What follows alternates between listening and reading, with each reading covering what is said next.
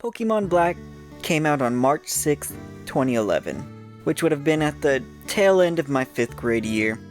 I distinctly remember sitting on the lawn of my old elementary school in the shade, waiting for my parents to pick me up as I showed one of my friends all the cool Pokemon I caught and how I was putting together my team. This was actually probably one of the last moments of my life where I had actual friends that were into Pokemon as much as I was. When 5th grade ended, me and that kid I played Pokemon with went to other middle schools, and all the friends I made after that were into games like Call of Duty and Grand Theft Auto. Pokemon Black was kind of the last little flag in my childhood. I loved Pokemon Black as a kid, but I can remember hearing a bit of chatter about people not liking the game on release because you couldn't catch any Pokemon from the previous generations until you beat the game, locking you into more than plenty 156 new Pokemon that were released with this new generation. And as a kid, this was something that kind of irked me too, I remember, but it wasn't something that broke the game for me. It was just a bit of a minor inconvenience at best, since most of my favorites are from Gen 1, even though I don't identify as a Gen 1er. Looking back though, it seems a bit silly as a community to have gotten upset that Game Freak was forcing us to play with the new shiny characters that they made before letting us revert back to just using our favorites. This made the game feel like a fresh experience you can only get by playing this one game, and it actually is that. No Pokemon game since has limited your choices to just the new ones, even though they no longer release games with the full national dex and save some for the DLC now. They have since always included Pokemon from different generations in the roster for the main story, and I feel like that's actually a bit sad. I really liked this concept. I think a lot of people hate on the newer generation Pokemon by trying to say they look dumb or their concepts just aren't good, but that's just what Pokemon is. It's a game where you catch monsters of all different varieties, get to know them, and learn to love them. The Pokemon in other generations never looked that much better than the newer ones ever did. People who think that way just never gave the new ones a chance to grow on them. Gen 1 has just as many, if not more, simple and dumb looking Pokemon as any other generation does. Tauros is just a bull. The Pidgeline is just different varying sized pigeons, and Weeping Bell is just one of those bell plants with eyes. The reason why we feel so fondly about these older Pokemon is because before recent times you only had so many Pokemon to work with anyway. Even in generations 1 through 4, the roster of Pokemon available at the time didn't seem overwhelming because there were still less than 500 of them total, so I think it was only natural for Game Freak to want to lessen the amount of choice paralysis that comes with 600 plus Pokemon on someone's possible first Pokemon game in order to let us get to know the new cast a bit before diving back in with our faves. Pokemon Black starts out a bit different than the typical find the professor, get your starter, meet your rival, in that your two rivals, Bianca and Sharon, bring a gift box into your room right when the game starts and immediately decide to battle indoors after you pick your starter. This generation has 3 great starters, but Tepig has always been my personal favorite, and I named her Lola since at the time I was watching the final season of Big Mouth while I was playing in the background. Bianca came at me with her Snivy, and I obviously made quick work of her, resulting in the destruction of my room. And then it's time to fight Charon. Charon picked Oshawott to spite me, but I still took care of him in a jiff. After this, we briefly speak to the mother of the game and go try to help Bianca since her father is being stubborn about allowing this tween daughter of his to go on an adventure all by herself, which is kind of valid now that I think about it. After we shake him off, we go and speak with the Professor Juniper, who is the first of the new hip young professors to hit the series. We get our Pokedexes and such and are on our way to take the first few steps of our journey together. After Juniper's demonstration on how to catch Pokemon, I set out into the tall grass to see if anything was worth catching, and the moment I laid eyes on this Lillipup, it just reminded me so much of my own dog, so I went ahead and caught it and named the little guy Rome after my real-life dog. For my team this game, I didn't want to have any specific theme, I just kind of wanted to pick Pokemon that I liked and that felt right to me. When we arrive in town after getting the center tour, there is a mysterious group protesting in the middle of town called Team Galactic. led by a regal green-haired man named Getsis. They preach that humans are the oppressors of Pokemon and that their goal is to free all Pokemon. When the crowd disperses, one stays and decides to talk to us since he sees that we have Pokemon and asks us what our intentions with them are and decides to battle us in order to get a better understanding of why we are trainers. He just has Purloin, so he's not too difficult to beat, and after the bout he kind of just wanders off muttering to himself. Right before we arrive in the next town, Bianca wants to battle once again. It seems like she has also caught herself a Lillipup to add to her team, but as you'd guessed, it was not enough. Next, I met Sharon at the trainer school, who also wants to battle, showing off his brand new Purloin. This game has like 3 times the rival battles as the rest of the series has, because you pretty much have 3 rivals if you include N, and I'm not complaining. Rival battles always feel awesome because you get to see how your in-game friends are doing, as well as show off to them how strong you've gotten since you last met. After battling Sharon, we are off to grab one of the typed elemental monkeys that I named Abazaba because I was craving one at the time. I didn't plan on using Pansage or Simisage for myself, but I did want to keep him in the party so that I could slut him out with the HM for cut. My first gym challenge was next, and honestly, I have to hand it to them, these brothers are the best first gym in the series. The way up to them is rather simple but constructive for new players, having you learn yourself a bit in regards of Pokemon type matchups, pitting you up against one of the brothers that possesses a Pokemon with a clear type advantage to your starter. Since I picked Tech-Big, I ended up having to fight the blue-haired brother named Cress. He had a Piplup and did some decent work on Tepig, but I took it down with a few embers. Next was his Pampor, and for some reason I chose to have a status move off with him as he used workup over and over again.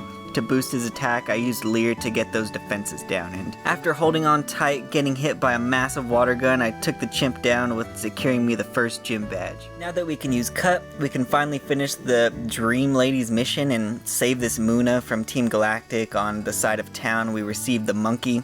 This is the first spot where we see how hypocritical Team Galactic really is, preaching the release of Pokemon from perceived oppression of trainers while also abusing Pokemon themselves to further their own agendas.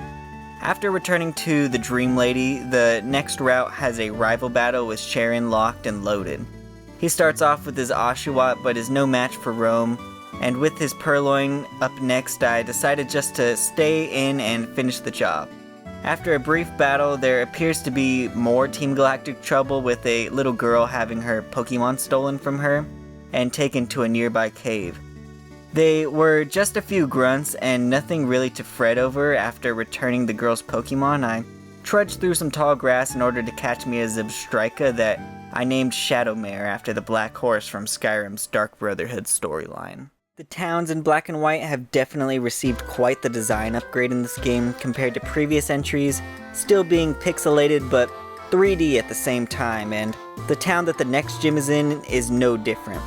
This town has a unique feel to it, almost reminiscent of a Californian artsy old town area that people who wear flannels and work jackets just for the style would frequent. The gym is also rather hipster and artsy, being a whole ass museum / library. The puzzle in this gym is just to read books and answer simple questions these nerds ask you eventually, revealing a secret staircase under one of the shelves. Lenora is a normal type gym leader and she starts out with a Herdier, so I went ahead, matched her with my own, and I almost baited her into oblivion, but the bastard used a potion to heal up and I'm not about all the item crap, so I decided to switch to Lola, who defeated her pup, but at the cost of his own life, and unfortunately my first go of it was thwarted by her long rat, using Retaliate, but I trained up a bit and put Lola in to try and crush her with the type advantage I had, making Lola quicker than Watchog using Flame Charge, getting me my second gym badge. As I was exiting the gym, there was some sort of commotion that turned out to be Team Galactic stealing the head of one of the fossils in the museum. They escape into the forest after you catch up with them, and then you end up having to fight through an army of grunts to get through to the next area. After crossing this spectacle of a bridge, we arrived in Castelia City, which even to this day feels like the most ambitious city Pokemon has ever attempted to make, even up to the current generation. Once we reach the gym, here we meet the gym leader, Burr, and he warns us of an incoming attack he suspects from Team Galactic since he... Oh my gosh, I haven't been saying Team Galactic this whole... Team Plasma, since he spotted one of their ships nearby. After steamrolling them, it's finally time to challenge this city's gym. This gym puzzle has you simply pressing buttons so that you can proceed through the walls of honey that stand in the way of your progression. I always like this gym even though it's a bit strange, but the walls of honey are just so satisfying to push your little pixelated body through. Burr is a bug type gym leader, so I led with Lola to try for a sweep. Sure enough, I built up speed in the beginning with Flame Charge and barreled through his fragile team, only getting a little nervous against Dwevel, but who wouldn't? That dude is a wild card. Third gym badge secured, it was onward to the desert, but before we could do that, there was a piping hot set of rival battles to get through, starting with Bianca. She starts with her deer, so I match with my own and end up switching to Lola to mop up with just arm thrust.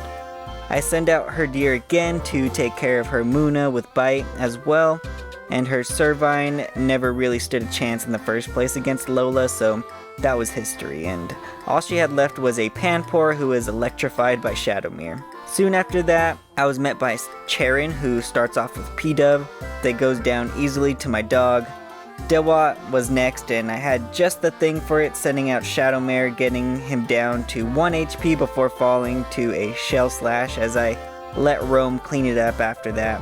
It was just Panseer and Lipard left on his team, who both went down in one hit to Rome's takedown attack. In the desert, I ended up catching a Sandile before arriving in the next town, though I was still unsure if I was going to end up using it. After tearing my way through every trainer in the immediate vicinity of Nimbasa town and running all the way back to Hipster City to revive Caracosta, I finally returned to the electric Nimbasa City where, upon my arrival to the theme park where the gym is located, I am accosted by N, who asks me to go on a date with him to ride the Ferris wheel, where he tells me a bit more about himself and why he does what he does. He asks if I'm also a Pokemon liberalist, and upon my decline of his ideals, he challenges me to a battle. N always has the same Pokemon that you can catch in the nearest route, which I always thought was really cool, though the lack of bond is apparent and I swiftly knock them down one after the other. After beating up P-Dub once again and grinding the rest of the trainers in the area, it was time to take on the electric gym leader of Nimbasa City, Erica. Erica's gym is pretty neat. You ride roller coasters around that are occasionally inhabited by gym trainers until you reach the end of the track. Erica is kind of my own little personal Whitney in Gen 5 because for some reason, no matter what, her little flying squirrels always end up handing my ass right back to me. I started the battle out with Shadowmere trying to snowball a bit with Flame Charge, but ended up getting owned while she was using healing items like a Craven. I sent out Fish so that he could deal some damage even though I still wasn't sure if he was staying or going.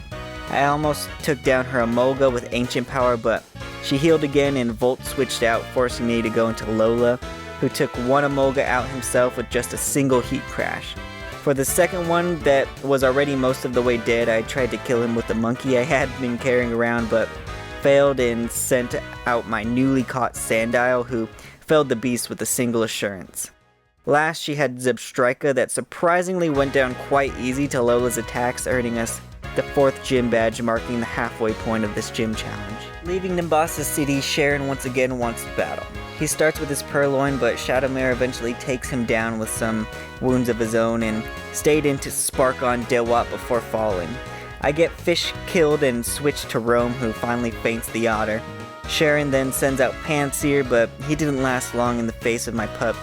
Finally, Tranquil comes out and is easily taken down by Lola. Next, Alder and the previous gym leader show up to teach us some sort of lesson and watch us double battle some preschoolers before having the bridge man lower the bridge to Driftvale for us. In Driftvale, we capture a brand new Pokemon, being this adorable Vanillite that I named Butter Pecan because that's what flavor I imagined he was. We also uncovered a Team Plasma conspiracy in this area down in the cold storage buildings, and Just before entering the 5th gym, we get to have a face-off with some Team Plasma admins. Next is the Driftville Gym, which is just a series of elevators that you have to maneuver around as you fight the gym trainers scattered about the scaffolding. The 5th gym leader is a ground-type trainer, and he leads with Croc, so I went in with Butter Pecan, but quickly realized I should probably switch into Lola to get a better advantage, but I ended up getting confused and murdered. So I went in with Rome, but reluctantly didn't use Retaliation as I wasn't thinking straight for some reason, but I sent out Butter Pecan for the Palpitoad, but as you'd expect, he was still too green to make a difference, so I sent in Rome once again and finally got off a good Retaliate one-shotting the Tadpole. His last Pokemon was Excadrill, who has wiped my team many times in the past, but after a few flame charges from Shadowmere and yet another Retaliate, I overcame the 5th gym leader Clay. While I was trying to leave town for Charge Cave, Bianca attacked me suddenly, sending out her Herdier, so I swapped Butter for Lola and crushed it with Arm Thrust. Next was Panpour, who got his soul taken by Shadowmere. When Servine showed up, I felt it was time to let Butter prove himself, and that he did, freezing the poor reptile solid. Last, she had a Musharna that I crushed with Rome's Crunch attack. Charge Cave is probably the best looking cave in any Pokemon game, but it's kind of a snooze fest and won't be the end of these super boring cave areas that bog down the second half of the game.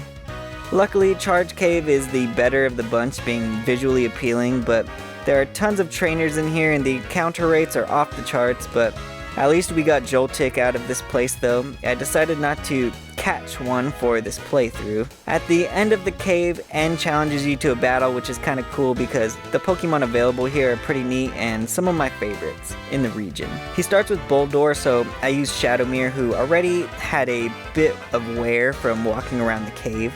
I got off Paralysis and switched to Lola since Spark didn't do much to him, and Arm Thrust got the job done. I used Shadowmere for his Joltik and Ferroseed since I thought it would be a cinch, but Ferroseed took the horse down with him because I forgot he had Barbed Wire. Last he had Clink, and obviously the little guy did not stand long in front of Lola. In the next town, before you can fight the canonically Latina flying type gym leader, you have to climb to the top of their Pokemon Grave Tower. After speaking with her there, she finally returns to the gym and wait for your gym challenge. Her gym is pretty dope. There are these cannons you climb in that explode you all over the place until eventually you make your way to the boss. Skyla starts with Swoobat but gets bullied by Butter. Unfortunately, she used heals, so I sent out Shadowmere to set up on the last of his health with Flame Charge to gain a speed advantage, and this was huge because a simple 3 sparks later, I was the victor, nearly one-shotting her Tranquil and actually one-shotting her Ace Swanna, getting me the 6th gym badge of this region. Unfortunately, the next area is probably my most hated in the entire game. This quarry is super long, windy, and confusing. The one cool thing I will say about it though is that the different seasons cause the inner part of the quarry to change and make things easier occasionally. Once I finally made it out of the hellhole, I finally arrived in the next town, Icarus City. This place is super small and is probably the most boring out of all the towns, but at the same time, that very aspect about it does give a sort of rural feel. The gym of this town is Ice-type, and much like other Ice-type gyms, the puzzle involved is surprisingly complex, though this one is more straightforward than most, having you be spun around by arches on the floor. The gym leader Bryson starts out with his Vanillish, and I met him with my own, almost taking it out with Mirror Shot. Bryson healed, and before I could finish the job again, he took Butter down. Next I sent in Shadowmere to start setting up speed with Flame Wheel. He then sent in Beartic, who I promptly dealt with using Paralysis and Spark. When his Cryogonal came out, I decided to do the same and ended up one-shotting him, earning my second to last badge. After the gym, we run up to the Dragon Spiral Tower to thwart another of Team Plasma's plans, and upon reaching the top, we see N taking control of Zekrom before darting off into the unknown. Quickly after this, we are off to investigate yet another Team Plasma attack in the ruins near Nimbasa City, where I caught a Configurus for the team and named him Tutty. At the bottom of the ruins, Alder, Sharon, and I have a confrontation with the Galactic Elders about their plans, and after we quickly whisked away. At the bottom of the ruins, Alder, Sharon, and I have a confrontation with the Galactic Elders, the Plasma Elders, about their plans, and after are quickly whisked away back to Necrotic City, where we got our second gym badge.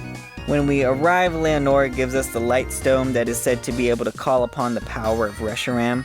First arriving in Opalude City now, I run into a bunch of Team Plasma having themselves a Muga rally when the 8th gym leader Drayden and his granddaughter whisk me away to their house to determine my worthiness before Drayden headed off to the gym to await my challenge. The final gym of this game is a dragon theme, much like in Gen 2, but works to showcase the more refined side of the beasts, unlike the barbaric volcano style of dragons depicted in Gen 2. The puzzle here is just moving a bunch of dragon heads around to form a path to reach Drayden at the top. Drayden starts out with Fracture that I met with my newly caught Volby. I named Egg, and luckily enough, even through a heal, I managed to come out on top with the Air Slash. Next was Drudgian, who was intimidating, but I stood my ground with Egg only to get dragon-tailed out for Lola. The pig got him down near his demise before falling, so I sent out Butterpecan to clean up. His last Pokemon was Haxorus, so I sent out Rome, and we had ourselves a bit of a buffing chicken match as I raised my attack with Work Up. He also did so with Dragon Dance, but unfortunately for him, I attacked first and one-shotted his Titan, securing the final gym badge. On my way up to Victory Road, I ran into Sharon once again to have one last battle, but unfortunately I was a little disappointed by how many Pokemon they decided to give him for this fight, because no Victory Road trainer battle should consist of only 4 Pokemans. He sent out Unfezant, and I led with my Egg, coming out on top once again with my powerful Air Slash. The victory was short-lived though, as I proceeded to have both my Egg and Shadowmere decimated by his Samurott. I decided to come in with Tuddy to use Shadow Ball and clean up nicely. His next Pokemon was Liepard, so I gave it a quick Will-O-Wisp before switching into Butter to finish the job. His last Pokemon was Simisear, who brought me down to just 2 Pokemon, but Rome's Retaliate was far too powerful for the chimp to manage. I normally hate Victory Road, but for some reason this one wasn't so bad. Though I'm still not a fan, I did like the proctors opening the gates one by one in order of the badges you got, checking your credentials before allowing you passage. It's probably the least confusing and grueling Victory Road dungeon as well though. I do like that they did away with this in recent years. I spent some time training my Pokemon a bit in the surrounding areas just to bridge the level gap I know is coming with the Elite Four and the 2 champions I have to face coming up, as I didn't want a repeat of the Pokemon Diamond long Elite Four grinding sesh. Once that was all over, I finally began my Elite Four challenge. This is the first Elite Four that let you pick and choose which members you wanted to fight first, though I am also a big fan of the new tournament style. This was a cool addition to these titles. The first member I chose to fight was Caitlyn, the Psychic Master, who led with Reniculus, so I obviously went with the newly evolved Egg. I didn't go as smoothly as I planned because I got hit with a massive lightning attack, but I still managed to finish the job, narrowly avoiding her heals.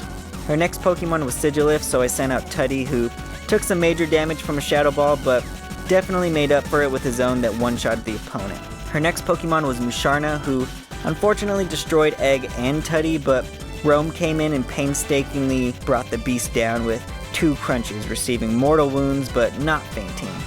Gothitelle came out next and suffered a crunch of her own before taking down Rome. I then sent in Butterpecan, who set up a hail and decimated with Ice Beam, winning us the match. Next up was Chantel, the Ghost-type master who leads with Cofagrigus, so I once again led with Egg.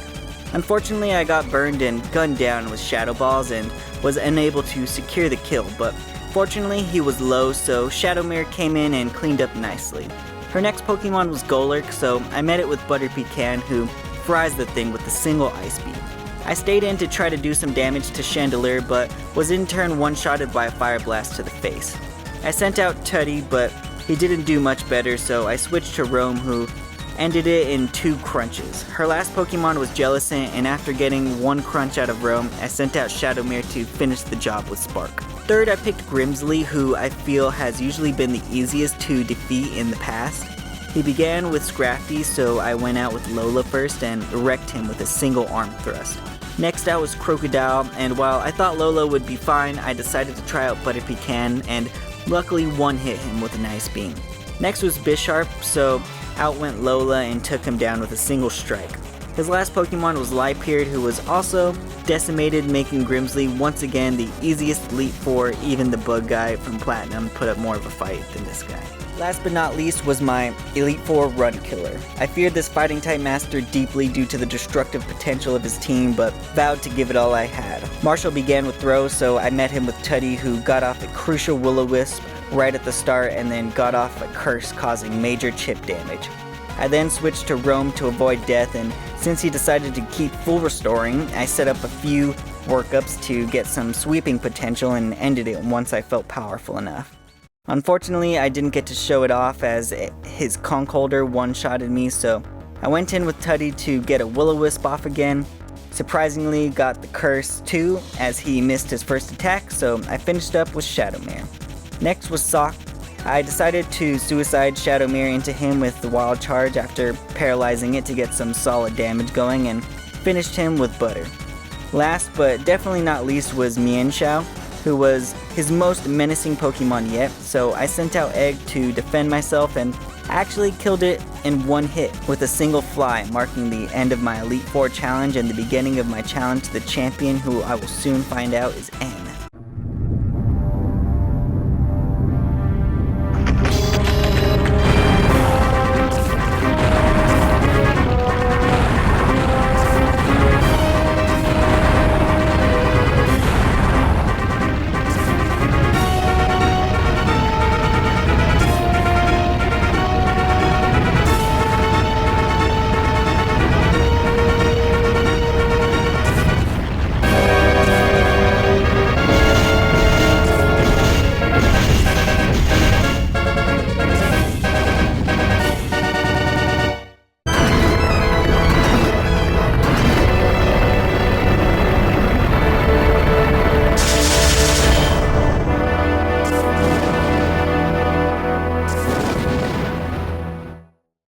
After seeing N trash talk Alder, an amazing scene unfolds as the ruins of an ancient civilization sprout forth all around the Champions Arena.